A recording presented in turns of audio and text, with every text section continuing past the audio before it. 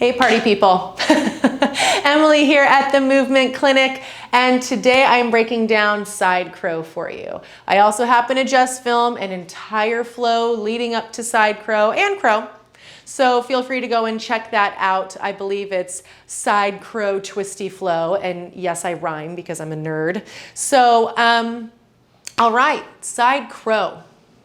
One of the classic ways of entering this, at least in the classes that I teach, sorry, Mike, that I teach is to come into side crow from a sort of a twisted toe stand, okay?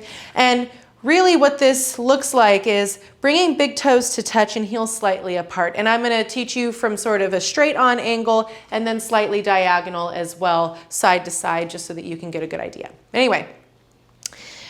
Come into a chair pose to start. So bend your knees, hug your knees and thighs into one another. And notice that as you bring your palms to meet at heart center, start to twist to the left to lightly land your right elbow outside of your left thigh and knee.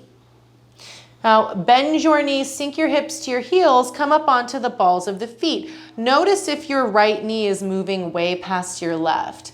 It's just the body's tendency to want to kind of bring itself out of the twist. And so bring your right knee back in line with your left knee and stay in the twist.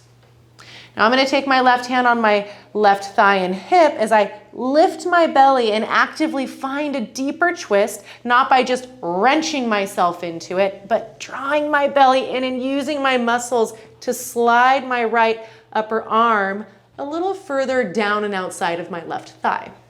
Now you can see my right hand is planting. And as with all arm balances and really all weight bearing in your hands, you want to pay attention to where the weight is in the hands. We're always rooting down through the L space of the thumb and forefinger. Why? Because our tendency is to roll to the pinky edge side of the hands, which can put a lot of strain on the wrists and really lead for less than optimal positioning of the upper arm bone and the shoulder socket. So rooting down through the L space of the right thumb and forefinger, I'm going to take my left hand shoulder width distance directly outside of my right hand, I'm eyeballing. Now, lifting up my hips, coming up a little higher, I'm going to actively hug my knees onto that upper right arm. Spread my shoulder blades wide, zip up my low belly, and then send my heart forward as I bend my elbows, lean forward, gaze forward, look forward, maybe float my feet. Hug everything in together and come on out. All right, let's try that on the other side. So to recap before weight bearing, just as with anything, the gaze will send our center of gravity floating over the floor instead of looking down and sending it straight into the floor. Not that that's not something that you can master and perfect and whatever eventually, but for right now, just make it a little easier on yourself. Gaze shifting can be a really nice balance practice, but while you're learning, take some of like the added extreme challenge out, all right? So weight in the hands, forearms hugging in, but the heart stretching forward gets that little bit of external rotation of the upper arm bones, which allows them to just hug back and into the shoulder sockets and give us more support as we bear weight, okay? More optimal positioning. So we can stay down in our toe squat, squeeze knees together, zip the low belly up and in, start to find a twist to the right, actively using the low right belly to draw back, left shoulder blade to press forward through the chest to land that left upper arm outside of the right thigh. Left hand lands. Oh, you know what? Let me position myself a little bit to the side. Left palm plants. Fingers are spread comfortably wide, already rooting down through the L space of thumb and forefinger. Right hand lands, rooting down there. Gaze forward. I'm going to press into my hands to lift my heels up, lift my butt up, zip up my belly, stretch my heart forward. Shoulder blades are wide, and then heart stretches forward from there. Hug knees in and onto the arm, float forward. Maybe float the feet up and come on down. Okay, so with side crow, we'll do a little bit more side to side, or one more side to side, because there's some leg variations that we can explore, all right? One is to send both legs long, squeezing together in the same twist. And then the other is to sort of split the legs wide. Almost like hurdler's pose, but twisted, right?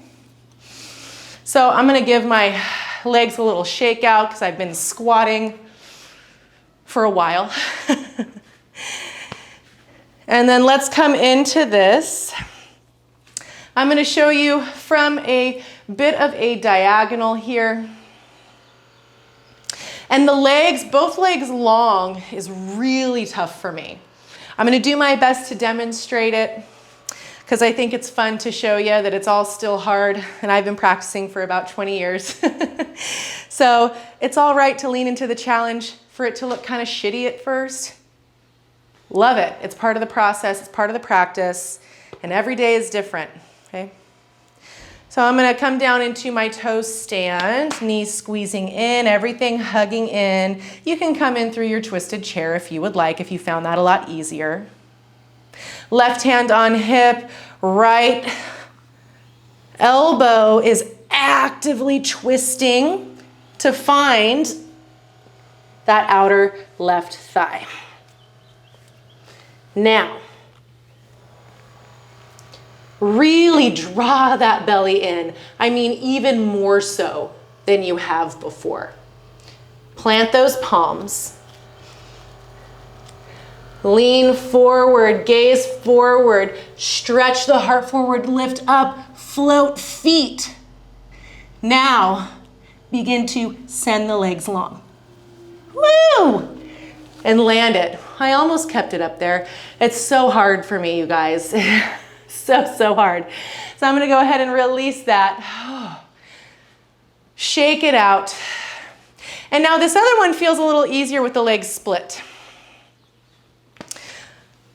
For whatever reason, I think just because it is easier. Balance-wise, you've kind of got more going in different directions. I've always found it a lot easier for my body. Maybe you'll feel differently. Coming back into my toe stand, I'm gonna come at this at an angle for you. Left elbow lands actively twisting outside of the right knee. Down the thigh, plant palms. Actually, let's see what kind of an angle I can give you. Plant palms, find your side crow to start. And then start to press that lifted, that top leg back actively. Reach out through the ball of the foot and then reach forward through the ball of the opposite foot. Rebend and come on in. All right, so such a lot of work. Such a lot of side crowing today. Anyway, those are side crow and just a couple of its variations. We can do all kinds of stuff, right? You can do eagle legs. I mean, you can just do bent legs and dance, be a break dancer. There's all kinds of fun shapes that you can play with your body. So work with where you're at today. Keep playing, experimenting, staying curious, having fun, and leaning into the challenge that's appropriate for you right now. Let me know what you think in the comments below. I look forward to seeing you next time at the Movement Clinic when I've caught my breath.